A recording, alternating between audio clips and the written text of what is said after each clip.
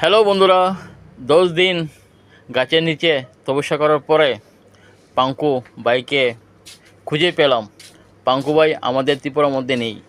পাঙ্কু ভাই আছে এখন মহাকুম্ভ মেলাতে, প্রয়াগরাজ, তাজমহল, প্রেম মন্দির ওইখানে ঘুরতে আসে। আমাদের ত্রিপুরার বাইরে ঘুরতে আসে। এখন বিভিন্ন জায়গাতে ঘুরতে আসে। পাঙ্কু মহারাজকে 10 দিন তপস্যা করার পরে খুঁজে পেলাম।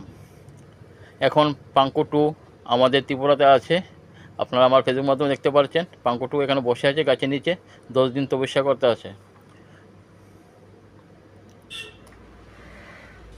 দেখতে থাকুন, ভালো লাগবে ভিডিওটা।